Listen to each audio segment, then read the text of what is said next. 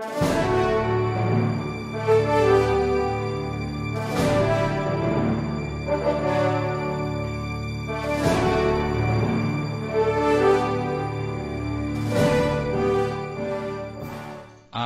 aming complaint po ay that we filed sa office ni Ombudsman Carpio Morales was for ill-gotten wealth po.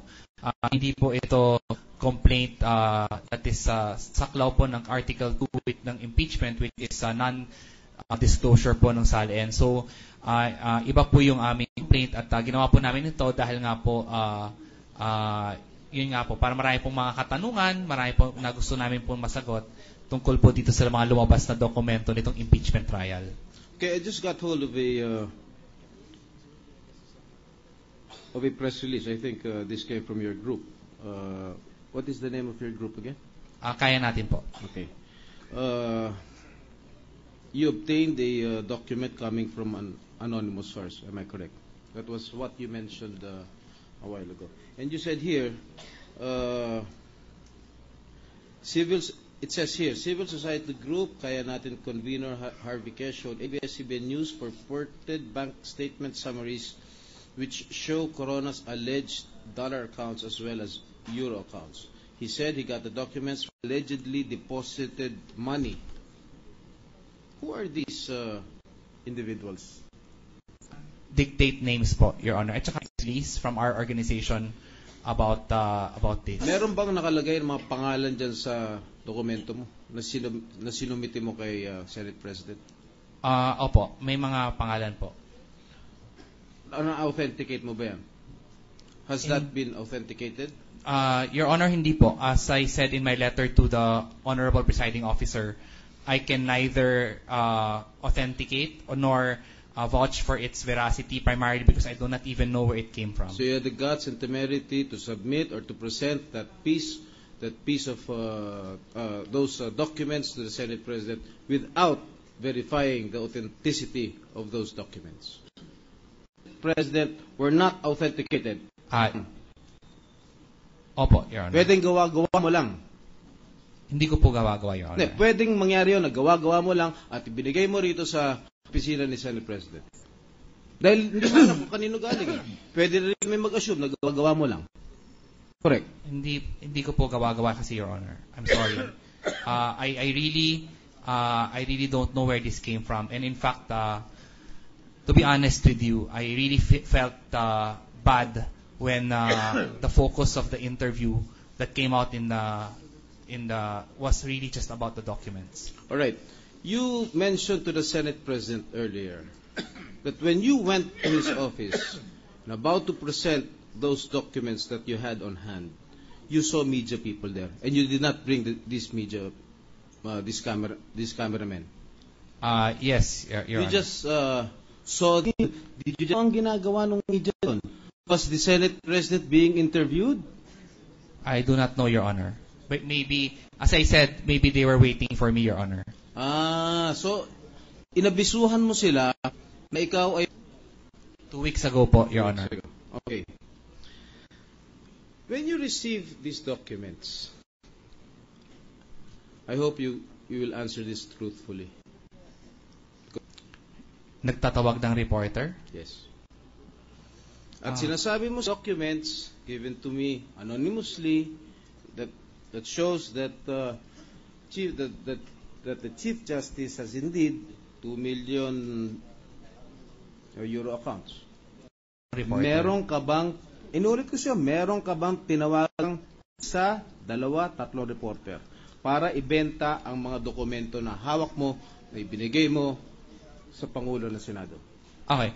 As far as I can remember, wala po akong tinawagang reporter. Meron lang po akong tinext na isang kaibigan ko po na sinabi ko po na that's it. Tapos, gusto mo pasulat sa kanya. Sino yung reporter na tinawagan mo? Na tinext mo? Yung kaibigan ko po sa Abante po, si Mr. Makasait. Sino si Mr. Makasait? Hindi po. Yung, ano po, yung... Tabloid po yun, di ba? Apo. O, sa broadsheet. Huwag ka magsisunungaling, represent ako sa harap mo ngayon. Sa broadsheet po, wala po akong maalala particularly, pero ano po, meron po akong nakausap about na, okay, ganito po, kasi ang interview po sa akin kasi last week, tungkol po sa mga $10 million accounts nung kay Ombudsman, yung reaction ko po. Pero po, kausap ko po yung isang reporter na kaibigan ko about it. Alam mo, Mr. K, huwag na tayo magpaligoy-ligoy pa dahil wala na akong oras, nag-ring na yung bell. Sagutin mo lang yung tanong ko tungkol sa mga dokumentong ipresenta mo kay Senate President. Meron ka bang tinawagan reporter sa broadsheet para inilalako mo yung istorya mo, yung dokumento mo, para masulat, para masira si Chief Justice Corona? Nabanggit ko po. Opo. Kanino? Sa kaibigan ko po, si Miss Tina Dumlao. Tiga? Inquirer po. Gusto mong pasulat sa kanya para tuloy masira yung kinamumuhian mo, yung respondent dito sa kasong ito. Ganun ba yon? Hindi po. Actually, ang... Are you up for publicity, Mr. K? Your Honor, if sa totoo lang po, if I wanted publicity, dapat sa totoo lang po, nagtawag na lang po ako ng press conference. Kung nga nagtawag doon sa opisina ni Senate President, you don't want publicity. And then now you admitted that you're trying to call reporters. And you're trying to sell or you're trying to offer these documents that you presented the Senate President. Those authenticated and verified documents. Sinungaling ka. I'm very sorry po if, Your Honor. That's all, Mr. President. Anyway, Majority Floor Leader. Finally, Mr. President, the Minority Leader, Senator Alan Cayetano. The Minority Floor Leader. Magandang hapon, Mr. Senate President, sa ating ginong witness. I'm equally disgusted na simula pa nung panahon ni Presidente Arroyo, di ba, kay Secretary Bunyi, yung CD, anonymous din yun eh. Kaya tinanong ko kay Senator Miriam, sino ba yung anonymous na yun? Bakit ang dami niyang dokumento?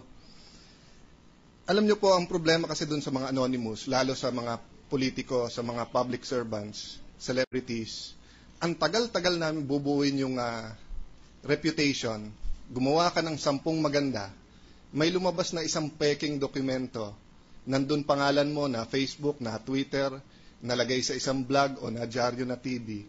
Kahit ipaliwanag mo pa later on, ang hirap na. That's why yung hinihingi namin maging responsible lahat pag nilabas to. But I'll give you the benefit of the doubt na maganda yung intention nyo.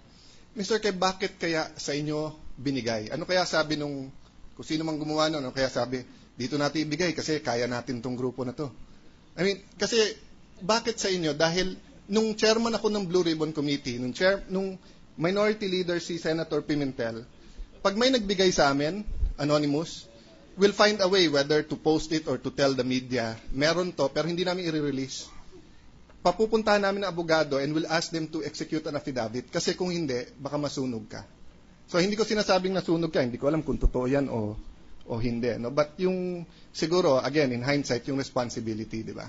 Yun ang point namin. But, Mr. Chair, Mr. Presiding Officer, I want to ask one question sa council, please. Just to clarify. Sa defense po. Go ahead, go ahead. Loud and clear naman po yung point nyo kanina, no? But ang question ko, Senator Pimentel and other senators nung ang prosecution pa ang nag-represent, tinanong namin theory nila so that we can understand yung mga ebidensya na lumalabas kung ano yung kwento o yung theory nila. I heard when you were saying the purpose for presenting this witness and previous witnesses is the purpose to show that there is a well-orchestrated plot or plan to discredit the Chief Justice. Something like that. Tama po ba? Yes, Your Honor. From day one, since we presented Congressman Tobias Chanco, that has always been our theory, Yes. Your Honor. So, ang point ko lang po, assuming that to be true, I'm not saying it's true or not, but assuming that there is a well-orchestrated, whoever it is, politiko man o hindi, professional, hindi, bayaran man o hindi, na move to discredit the Chief Justice, ano po ang relevance nun vis-a-vis the evidence presented here? Di ba, regardless whether or not there is a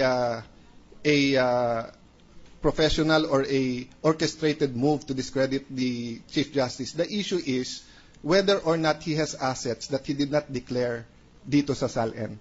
Or are you leading to something else by saying this? So I just wanted to connect the two, no? Yes, Your Honor. Our theory is that all the evidence presented that will indicate that the Chief Justice did not disclose properties in his SALN are grossly exaggerated, unreliable, fabricated, or at the very least, Your Honor, illegal, comes from an illegal source. And therefore, Your Honor, it is our theory that this evidence would not stand legal scrutiny and would not be sufficient for a conviction of the Chief Justice. At hindi ko kayo pangunahan doon dahil may ebidensya pa kayong papakita doon. Opo. I just wanted to make the connection na even if there was a well-orchestrated move to discredit him, if there is evidence against him, then still he should be convicted. But if you're saying there is a planned off or there's a well-orchestrated move, plus hindi totoo yung ebidensya, that's something else, no? So I just wanted to make that clear. Thank you, Mr. Chair. Thank you, Your Honor. Mr. President, I move to discharge the witness. This witness is discharged. Okay, thank you. I move that we suspend the trial for 15 minutes, Mr. President. Session trial suspended for 15 minutes.